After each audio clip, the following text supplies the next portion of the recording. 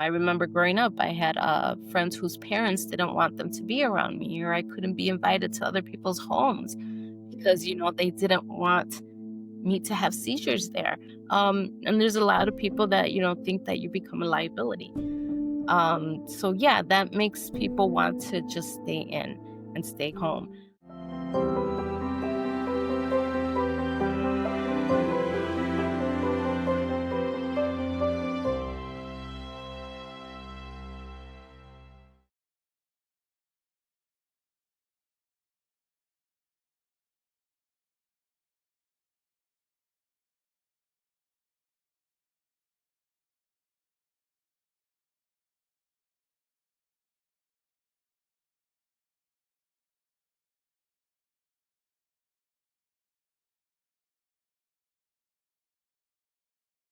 Hi, welcome everyone to the KCNA2 and Other Rare Epilepsy Podcast. We have a guest on today that we've had on couple times before. I know that an episode will be linked at the bottom to see that podcast. Today, though, we're going to talk again to Monica Lopez. Monica and I met at Epilepsy Boot Camp in Washington, D.C. That is a group of people. I guess there were 30 people chosen this year to be a part of that boot camp. And it is a group of advocates from all over the country, a very diverse group of people who have different experiences with epilepsy. Some run foundations, some have children with epilepsy, some people have epilepsy themselves, as well as a group of professionals, and everybody collaborates together to support research and clinical studies and to see what can we do in the United States and abroad to make sure that epilepsy research is gaining strength and we're getting more answers. So Monica, welcome to the show again. Well, my name's Monica, and I live with epilepsy. I have had epilepsy for 42 years, and I am an advocate, a facilitator, a coach. I am on the advisory board of the Epilepsy Foundation of Nevada. I do outreach. I do a lot for epilepsy, and I am also, as you said, on the research clinical trials team. And I'm going on that team as part of someone who has epilepsy and can provide lived experience for the scientists and everyone else who's doing their research. And I'm also going on there on behalf of my Hispanic Latino community because we need more research for that. Right. That's Yeah, I mean, I know you're so active in this realm. You really do a lot.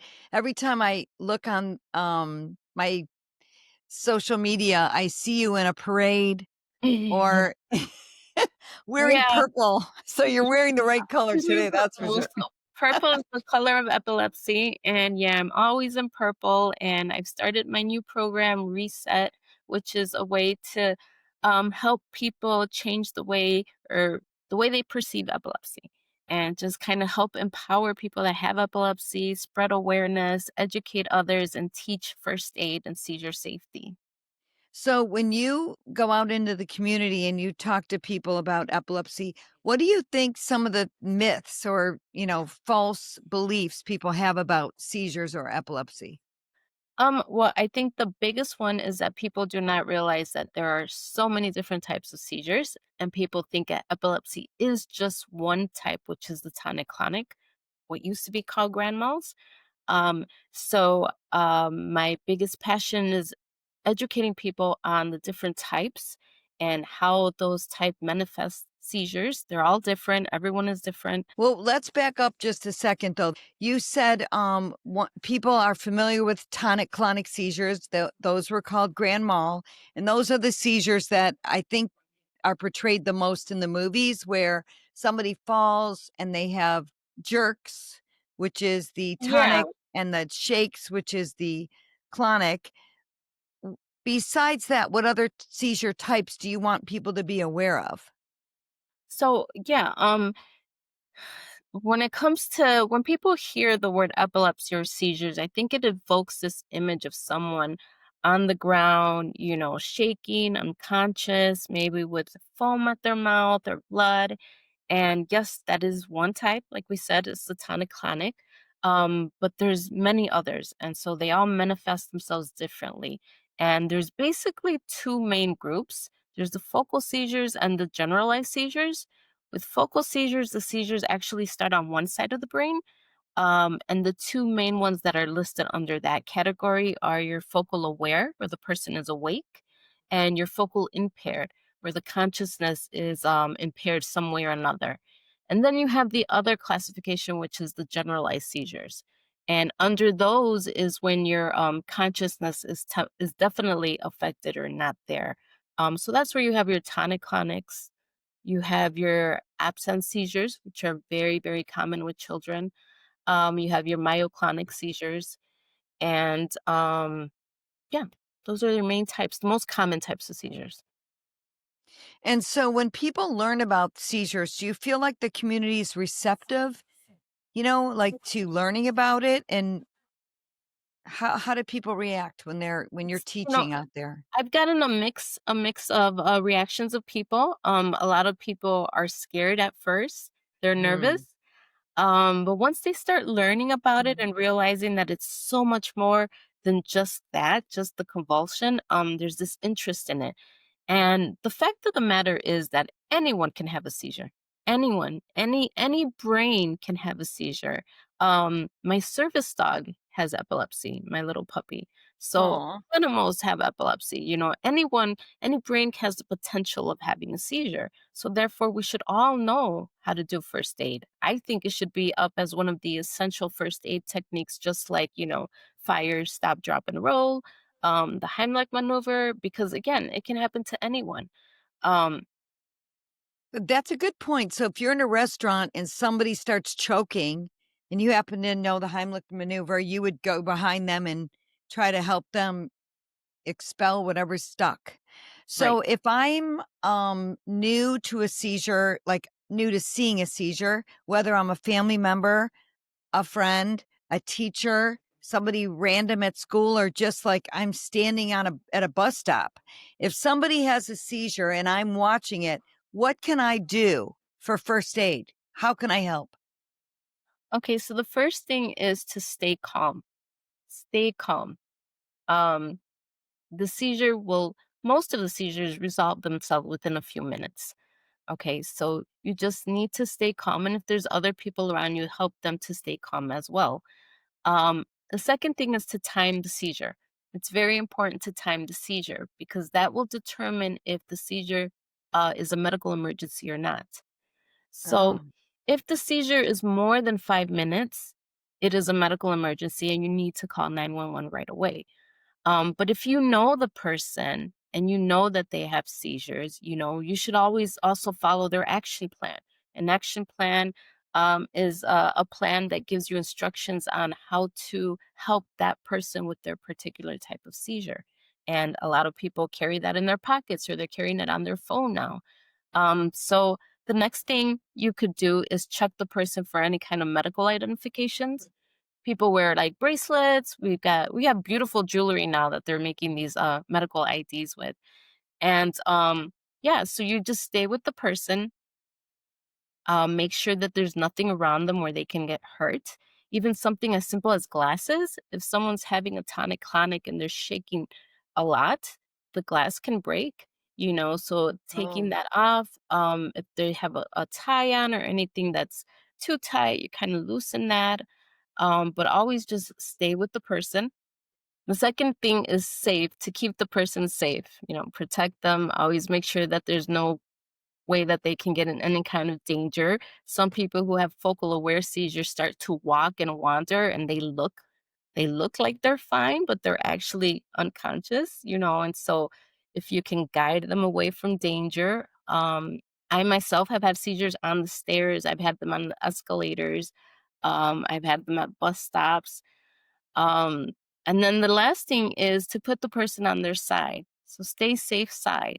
When the seizure is done, you can put the person on their side and just make sure that the recovery phase is something that's calm for them. Okay, so one of the things that I've always heard is that I know that's a myth, and maybe this myth is so old that it's not even true anymore. But I still hear out there that people are afraid they're going to either swallow their tongue or something about their tongue. Can you clarify that myth?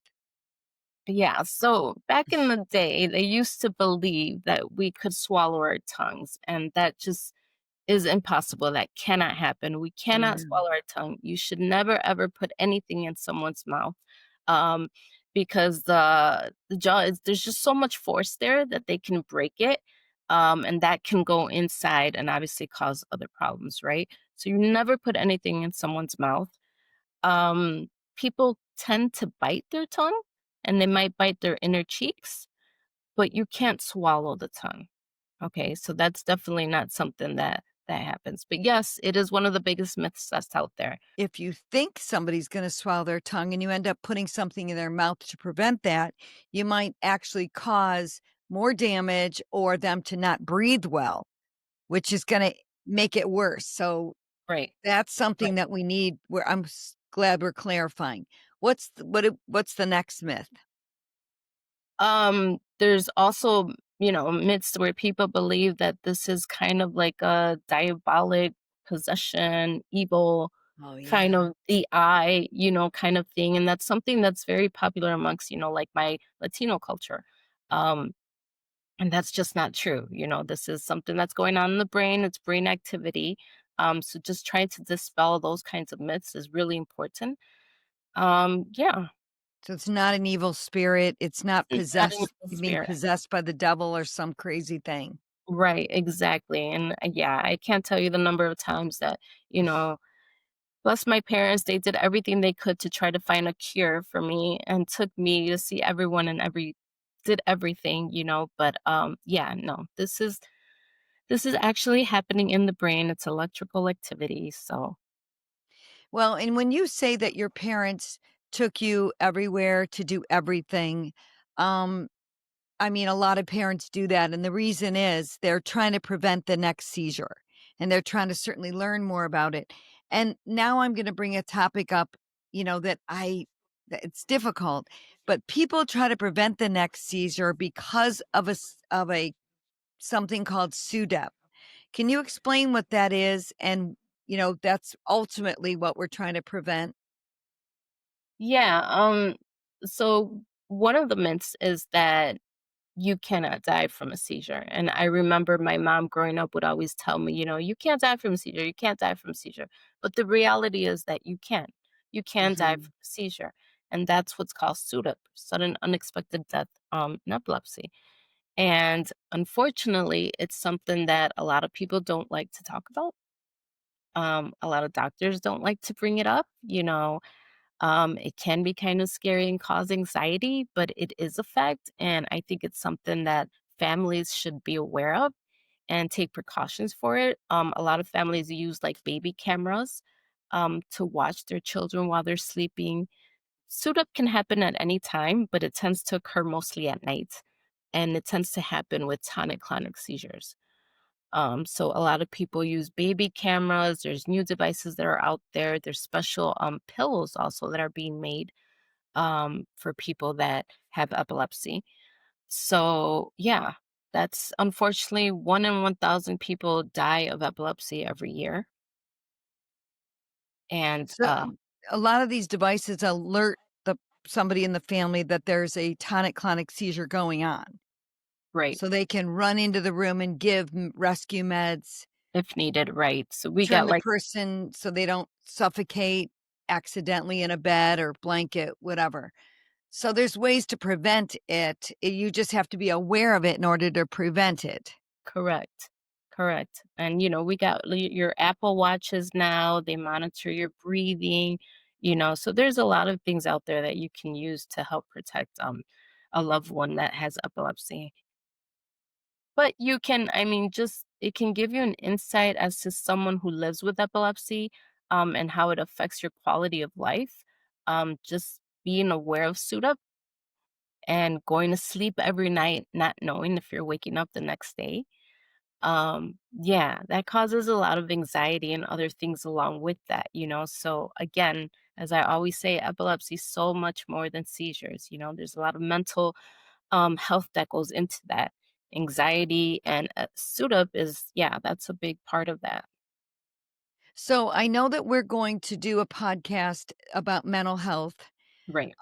but I just briefly touching on that topic. We'll go into more of it later, but what about, you know, this SUDEP that causes anxiety that you just said, but what about the isolation that connects with epilepsy? How can people prevent that? So yeah, I think epilepsy is a very lonely condition and people tend to isolate. There's a lot of shame and stigma that goes along with it. And some people don't want to have seizures out in public, so they choose to just stay in.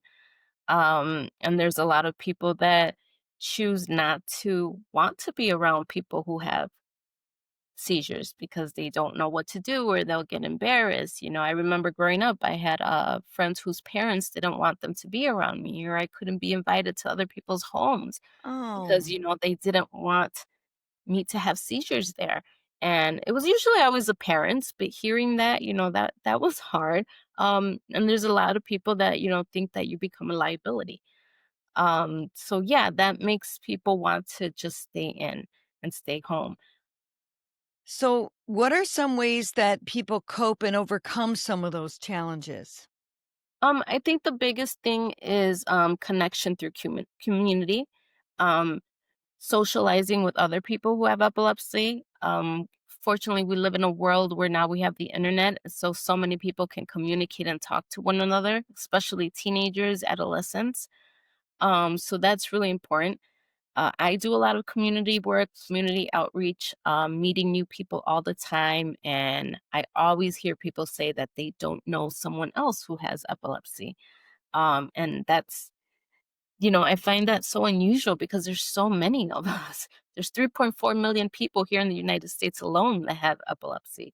There's 60 million of us worldwide. So yeah, we're all out there, and I think if we just learn how to or have better access to be able to connect with one another.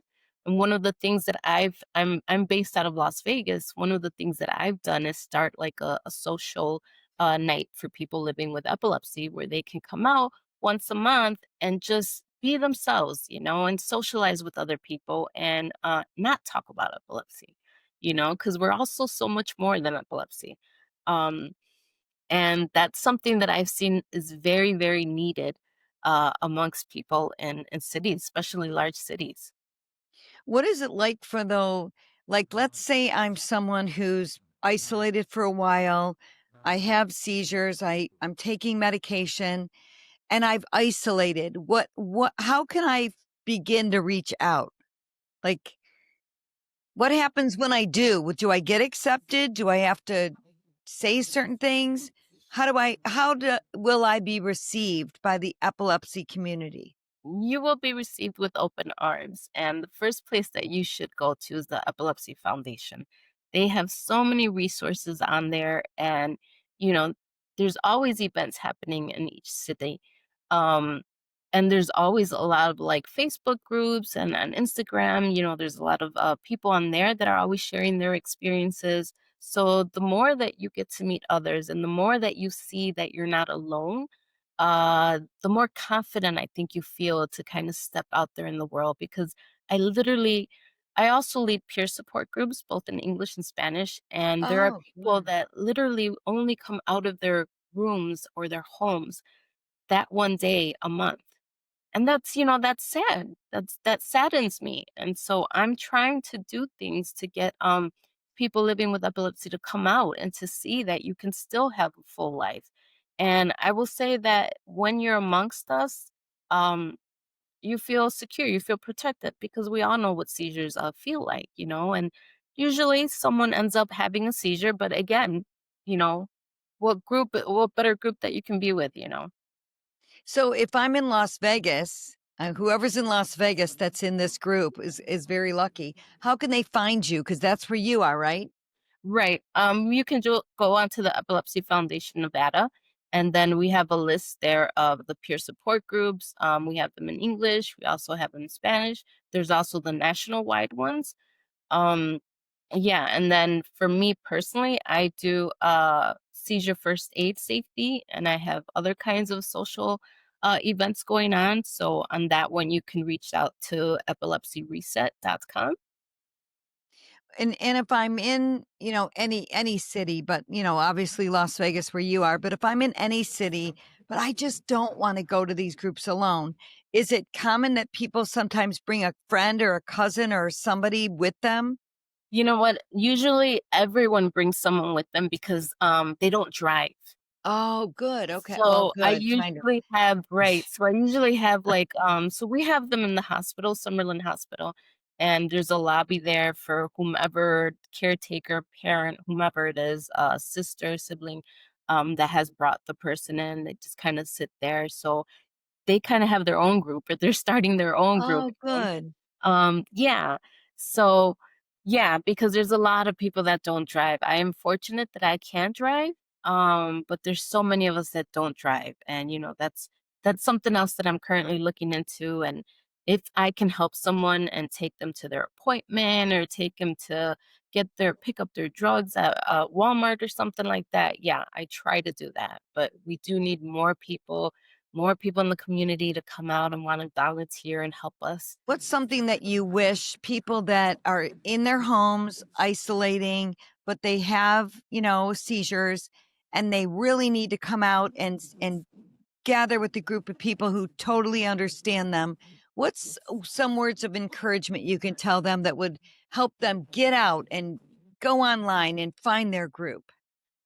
Just that you're not alone. You're not alone, and we welcome you to come out and join us. We do a different event each month. We've done last month. We did movie night where we went to see Superman. Next month we're doing karaoke. So we try to do different fun things. We've done bowling. We've done painting, art painting. So there's always something fun to do. And just because you have epilepsy or you have seizures doesn't mean that you can't do them and you can't live them. As long as you're in a right environment and you're protected, you're absolutely, come out and join us. I have to tell you, I mean, when I met you, without knowing anything really about your background, that positive energy you have is it's so easy to gravitate toward, and I'm so glad we met. Likewise. Monica, I just want to thank you again for this, coming on and helping our audience understand epilepsy, and certainly this time helping people connect. And that's what we're all about. Thank you so much. Thank you.